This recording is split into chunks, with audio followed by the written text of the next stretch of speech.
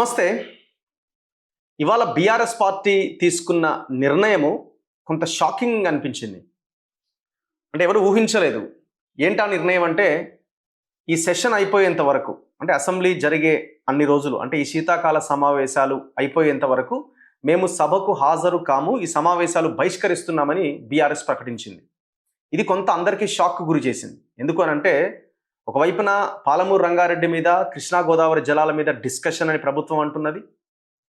కేసీఆర్ కూడా ఈ పాలమూరు రంగారెడ్డిలో రేవంత్ రెడ్డి, తెలంగాణ కాంగ్రెస్ ఈ ప్రభుత్వం అన్యాయం చేసిందని చాలా రోజుల తర్వాత మీడియా ముందుకు వచ్చి ప్రెస్ మీట్ పెట్టి, చలో నేనే రంగంలోకి దిగుతున్నా, ఇక వదిలిపెట్టేది లేదు, తోలు తీస్తా అని మాట్లాడిన కేసీఆర్ మొదటి రోజు సమావేశాలకు హాజరు కావడం, ఇక ఖచ్చితంగా అసెంబ్లీకి వస్తాడు, మాట్లాడతాడు, చర్చ చాలా అద్భుతంగా ఉంటుంది అని ప్రజలు అనుకుంటున్న ఈ సందర్భంలో 2 రోజుల కింద సమావేశమైంది సభ. దాని తర్వాత 2వ తారీఖుకి, అంటే ఇవాళకి వాయిదా పడ్డది. ఇవాళ కేసీఆర్ వస్తాడని అనుకున్నారు. ఫస్ట్ రోజు వచ్చినప్పుడు కూడా ఆయన వెంటనే వెళ్ళిపోవడంతో ఇక మళ్ళీ ఈయన వస్తాడా అని అనుకున్నారు. ఏ అనుమానం అయితే అందరూ లేవనెత్తారో అదే నిజమైంది. ఇవాళ ఆయన అసెంబ్లీకి రాలే. అసెంబ్లీ స్టార్ట్ అయింది. ముఖ్యమంత్రి కూడా సభకు వచ్చిండు. శ్రీధర్ బాబు చర్చ ప్రారంభించిండు. ఇవాళ యాక్చువల్గా మూసీ సుందరీకరణ మీద చర్చ స్టార్ట్ అయింది. సో మనం కూడా ప్రభుత్వం తీసుకుంటున్నటువంటి కొన్ని నిర్ణయాల మీద వ్యతిరేకంగానే ఉన్నాం. దాన్ని చాలా స్పష్టంగా మార్నింగ్ న్యూస్లో లేవనెత్తుతున్నాం, ఎండగడుతున్నాం. దాంట్లో ఏం డౌట్ లేదు. మూసీ విషయంలో కూడా. అయితే మూసీ సుందరీకరణ అన్న అంశం మీద చర్చ స్టార్ట్ అయింది. ఆ చర్చలో ముఖ్యమంత్రి లేడు. సరే, పాలమూరు రంగారెడ్డి చర్చ లేదు కాబట్టి కేసీఆర్ రాలేదేమో, మాజీ ముఖ్యమంత్రి ఏమోలే, వస్తాడేమోలే అని కొంతమంది బీఆర్ఎస్ అభిమానులు కావచ్చు, ఆయన అభిమానులు చాలామంది అనుకున్నారు. అది కూడా ఉన్నది. అయితే అలా సడన్గా ఈ మూసీ సుందరీకరణ మీద చర్చ జరిగేటప్పుడు శ్రీధర్ బాబు మాట్లాడిండు. కొద్దిసేపు క్వశ్చన్ అవర్ లాగా డిస్కషన్ అయింది, నడిచింది. దాని తర్వాత హరీష్ రావు వర్సెస్ కాంగ్రెస్గా పరిస్థితి మారింది. దాని తర్వాత శ్రీధర్ బాబు గారు దానికి ఎక్స్ప్లెనేషన్ ఇస్తున్న క్రమంలో రేవంత్ రెడ్డి గారు సభానాయకుడిగా ఆయన లేచి మాట్లాడారు. దాదాపు ఒక 15 నిమిషాలు ఆయన స్పీచ్ తర్వాత, 10-15 నిమిషాల స్పీచ్ తర్వాత కొంత హీట్ డిబేట్ జరిగిన సందర్భంలో అయితే హరీష్ రావు అంతకుముందే ఒక 5 ప్రశ్నలు అడిగిండు. ఈ మూసీకి సంబంధించి ఏమేం చేశారు, అసలు ఈ 5 ప్రశ్నలకు సమాధానం చెప్పండి అని. అయితే ఆయనకు సంబంధించిన క్వశ్చన్కి ఇటువైపు నుంచి ఇంకా అప్పటికి సమాధానం రాలే. సో కొన్ని క్వశ్చన్స్ సైడ్ చేసిరు. అంటే స్పీకర్ ఇవి తర్వాత వీటికి ఆన్సర్స్ అను ఏదో సంథింగ్ చెప్పిండు. అటు హరీష్ రావు గారు అడుగుతున్నారు, మా ప్రశ్నకి సమాధానం ఏదని. సో ఇద్దరి మధ్య ఇటు ప్రభుత్వము, అటు హరీష్ రావు అపోజిషన్ మధ్య హాట్ డిస్కషన్ జరుగుతున్న క్రమంలో హరీష్ రావు మాట్లాడుతున్నప్పుడు మైక్ కట్ చేసిండు స్పీకర్ మైక్ కట్ చేసి ఏమంటారంటే ఒక మాట అన్నాడు. ఆయన మాటలు అసలు మూసీ కంపు కంటే ముఖ్యమంత్రి గారి మాటల కంపు ఎక్కువ ఉన్నది సార్. అది వినడం చాలా కష్టం.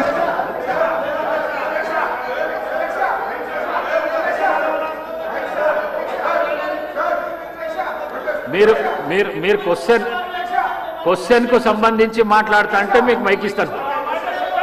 మీరు ముఖ్యమంత్రిని విమర్శిస్తా అంటే నేను మైక్ ఇవ్వను. ముఖ్యమంత్రిని విమర్శిస్తా అంటే మైక్ ఇవ్వను. ప్లీజ్ మీరు కూర్చోండి శ్రీనివాస్ యాదవ్ గారు కూర్చోండి. ప్లీజ్ కూర్చోండి శ్రీనివాస్ యాదవ్ గారు. మీకు కూడా అవకాశం ఇచ్చినా కదా.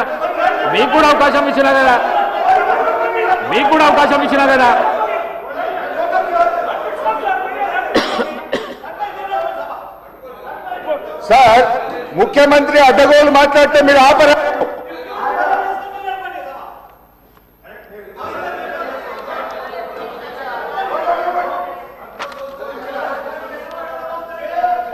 Question hour is over. All the remaining questions are deemed to have been answered. Revanth రెడ్డిని విమర్శిస్తే, అంటే ముఖ్యమంత్రిని, సభానాయకుని విమర్శిస్తే మైక్ ఇవ్వను అన్నాడు. అసలు యాక్చువల్గా ఏంటంటే ఆ వర్డ్ విమర్శించిన, అంటే పర్సనల్గా మాట్లాడితే ఇవ్వను అంటే ఒక ఇది ఉన్నది. వ్యక్తిగతంగా ఆయన ఉద్దేశించి మాట్లాడడం కరెక్ట్ కాదు అని అంటే ఒక ఇది ఉన్నది. ఎందుకంటే రేవంత్ రెడ్డి ఏమన్నాడంటే, మీరు గుడ్లు ఇట్లా పెట్టి చూస్తున్నారు, మీ కడుపులో అంత విషమే ఉందని ఈయన అంటే, ఆయన అన్నాడు మీ నోరే కంపు, మీ నుంచే విషం అని ఈయన అన్నాడు. అంటున్నటువంటి క్రమంలో మీరు సభానాయకుడిని ఉద్దేశించి అట్లా మాట్లాడొద్దు అని మైక్ కట్ చేస్తే ఒక రకంగా ఉంటుండేనేమో. మీరు సభానాయకుడిని ఉద్దేశించి విమర్శించొద్దు అనే ఒక పదం వాడిండు. దీన్ని పట్టుకున్నారు ఇక బీఆర్ఎస్ వాళ్ళు. వెంటనే సభ నుంచి వాకౌట్ చేసి గన్ పార్క్ దగ్గరికి పోయి ఒక ధర్నాలాగా చేసి హరీష్ రావు అక్కడ జగదీష్ రెడ్డి వీళ్ళందరూ మాట్లాడి మేము సభ నుంచి మొత్తం సెషనే వాకౌట్ చేస్తున్నాం అన్నారు. అసలు ఎంత ఇప్పుడు ఒకవైపునేమో డిస్కషన్ జరుగుతుందేమో ఈ కృష్ణా జలాల గోదావరి జలాల మీద ప్రజలు వెయిట్ చేస్తున్నారు.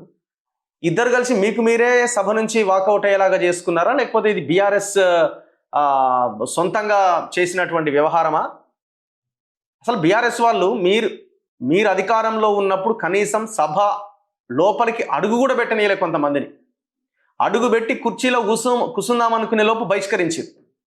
ఈటల రాజేంద్ర ఎపిసోడ్ చూడలేదా? ఆయన హుజురాబాద్లో గెలిచి సభలోకి రాగానే స్పీకర్ ఇమీడియట్గా సస్పెండ్ చేసి పడేసిండు. అసలు ఆయన లేవలే ఆ సీట్లోంచి. మొత్తం బీజేపీ వాళ్ళు అందరిని అప్పుడు సస్పెండ్ చేసారు. అందులో ఈటల ఉన్నాడు. కారణం ఏంటి? ఆయన అప్పుడు గెలిచి వచ్చిండు, కేసీఆర్ దాన్ని డైజెస్ట్ చేసుకోలేక సస్పెండ్ చేసిండు. ఇట్లా ప్రతి సందర్భంలో అప్పుడున్న మీ ప్రభుత్వంలోనేమో ఎక్కడికక్కడ సస్పెండ్ చేసుకుంటూ పోయారు సభ్యులని. వీళ్ళేమో మీరు రండి కూర్చోండి, మేము మిమ్మల్ని సస్పెండ్ చేసే పరిస్థితే లేదు, ఎంతసేపు మీరు అరుచుకోండి అనే రీతిలో రేవంత్ రెడ్డి వ్యవహారం ఉంది. ఆయనది ఒక టైప్ అయితే ఈయనది ఒక టైప్. ఎట్లాగో ఈయన మనల్ని సస్పెండ్ చేయడానుకున్నారో ఏమనుకున్నారో, ఎంత లొల్లి పెట్టినా వాళ్ళే బాయ్కాట్ చేసారు. వాకౌట్ చేసి మొత్తం సెషన్ని బహిష్కరిస్తామన్నారు. ఇప్పుడు స్పీకర్ అన్న దాంట్లో ముఖ్యమంత్రిని విమర్శిస్తే మైక్ ఇవ్వను అన్నది ఒక పదం. మీరు ఒక 2-3 సార్లు చూడొచ్చు కదా.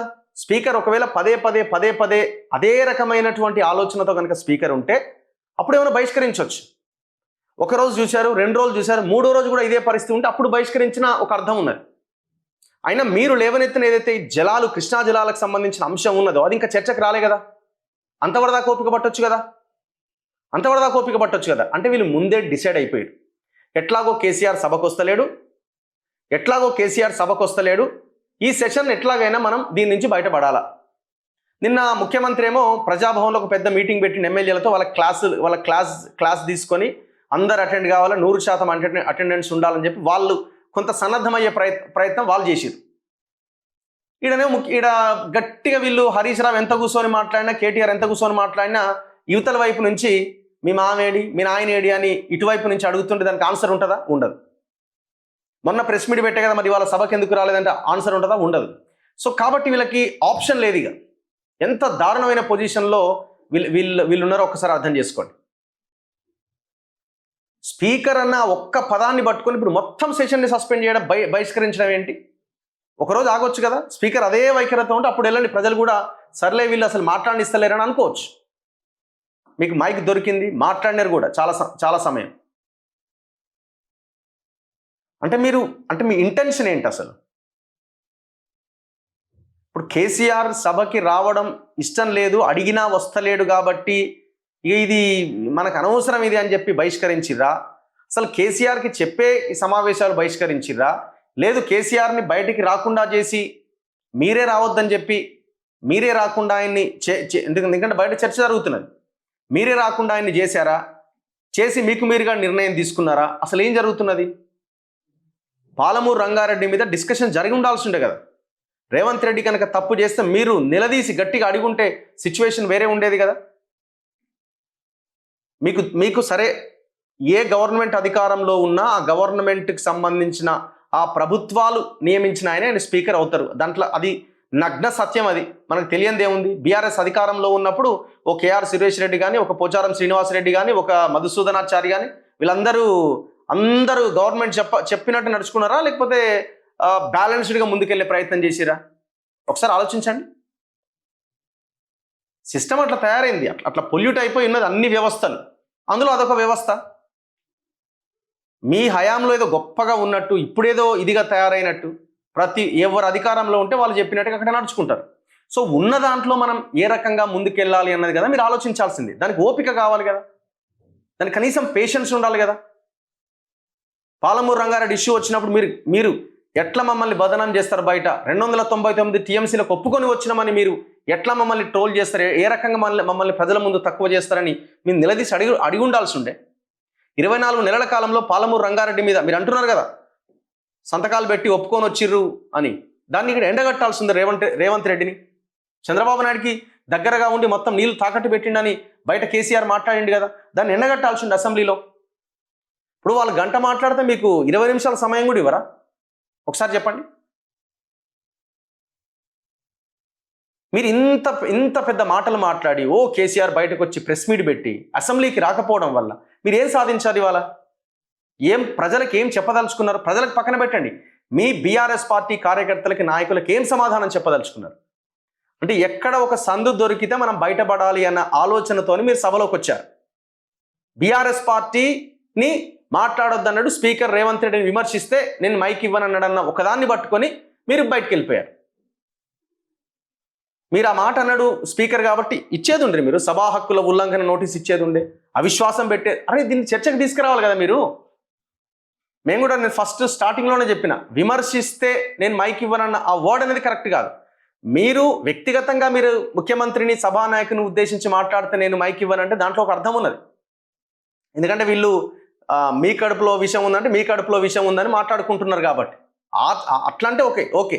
ఆయన మరి అనొచ్చో అనరాకనో మొత్తానికి ఆ వర్డ్ యూజ్ చేసి,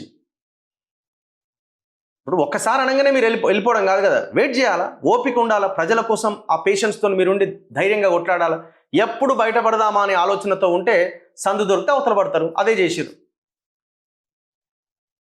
సో ఇక్కడ ఇంకొక బలమైన కారణం ఏం కనిపిస్తుంది? ఇవాళ శాసన మండలి అక్కడికి వెళ్ళిన కవిత, అసెంబ్లీ దగ్గరికి వెళ్ళిన కవిత, ఆమె మీడియాతో మాట్లాడుతూ కేసీఆర్ ఎందుకు వస్తలేడు అని అన్నది.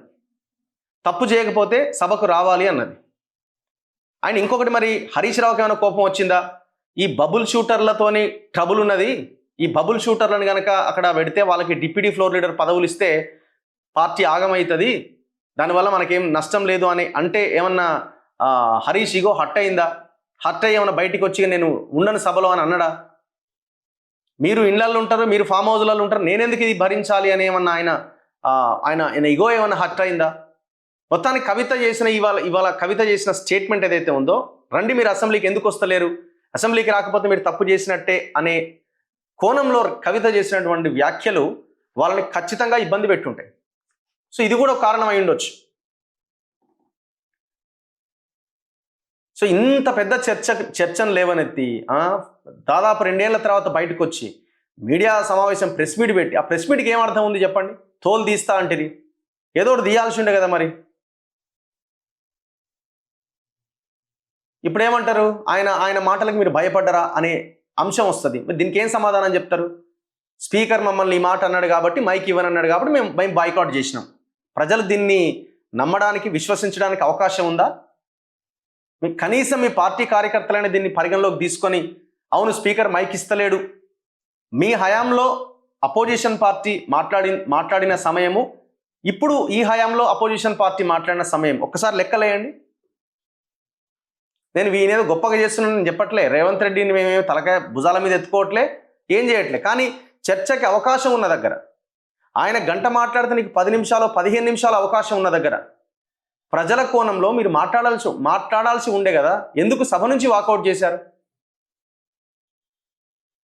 ఖచ్చితంగా దీనికి బీఆర్ఎస్ ఆన్సర్ చేయాల్సిందే, కేసీఆర్ ఆన్సర్ చేయాల్సిందే. చూస్తూనే ఉండండి మన తొలి వెలుగు.